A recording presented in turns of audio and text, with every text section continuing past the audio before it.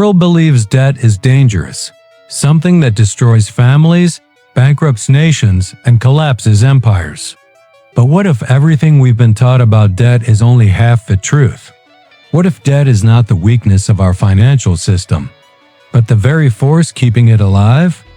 Today, we pull back the curtain on a hidden mechanism that governs the modern world. A silent loop connecting governments, banks, corporations, and citizens in a cycle so vast and so misunderstood that without it, the global economy would collapse overnight. This is not speculation. This is the architecture of modern money. And once you understand how the debt loop works, you'll understand why every major economy follows the same pattern, why governments can never stop borrowing, and why the richest nations are also the most indebted. Global debt has exploded past $324 trillion. Every country owes extraordinary amounts. The United States alone owes more than $38 trillion. Japan, Europe, China, all drowning in debt. And yet, almost nobody asks the most obvious question. If every country is a borrower, who is the lender? The answer shouldn't be possible. It's like every person borrowing $1 even though no lender exists. But the truth is stranger. In the modern world, the borrower and the lender are often the same. Debt does not move in straight lines, it moves in circles. It loops around the system, from citizen to bank, bank to government, government back to citizen, endlessly, silently, constantly. The loop is not a glitch, it is the design. To understand how it began, we travel back centuries.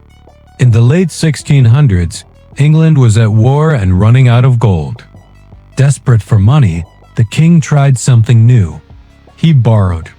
Merchants agreed to lend the crown money in exchange for interest. To manage this new system, the Bank of England was created. This moment changed the world. Governments realized they didn't need to hold wealth. They only needed the power to borrow.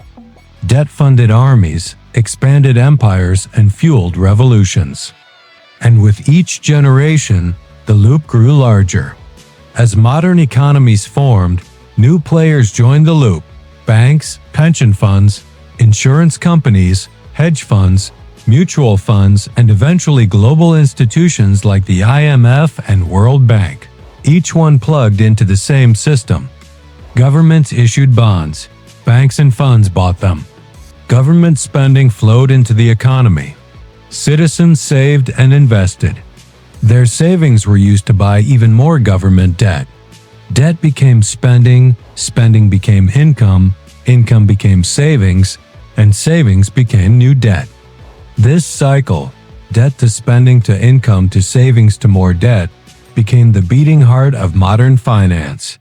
This is why the United States owes $38 trillion, yet the majority of its lenders are not China or foreign countries. Almost 75% of U.S. debt is held inside the United States.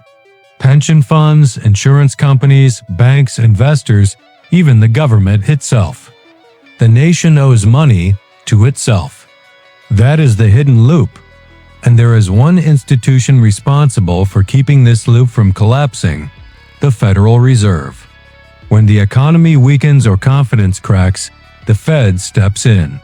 It buys government bonds, lowers interest rates, and injects money into the system to keep the loop alive. During crises like 2008 and 2020, the Fed bought trillions in bonds to prevent total collapse. The Fed is not just an influencer of the economy. It is the guardian keeping the loop operational. But this creates a dangerous dependence. Every crisis demands more borrowing. Every bailout grows the loop. Every stimulus expands the system. Over time, the loop becomes enormous, too big, too fragile, and too essential to ever stop. If governments stopped borrowing today, the global economy would implode tomorrow. Debt is no longer a tool. It is the foundation. And this foundation is cracking. Debt levels have soared beyond what economies can realistically sustain. Nations now borrow money just to pay interest on old debt. Inflation rises. Currencies weaken. Confidence fades. The United States pays over $1 trillion a year in interest alone. Japan sits at 250% debt to GDP. Europe battles inflation and stagnation. China faces real estate collapse. Nearly every major economy is showing the same warning signs. History tells us what happens next. Rome fell after debasing its currency. Spain collapsed under mountains of silver it thought would make it rich. The Ming dynasty crumbled when its money system failed.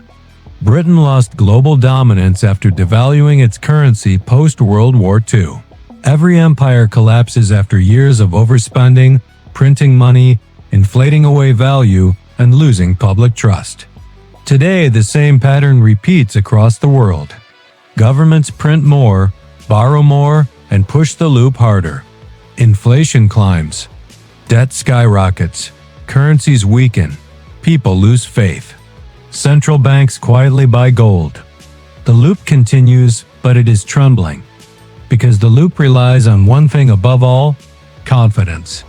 The belief that governments will keep paying, that money still holds value, that the system is stable. When confidence collapses, the loop breaks.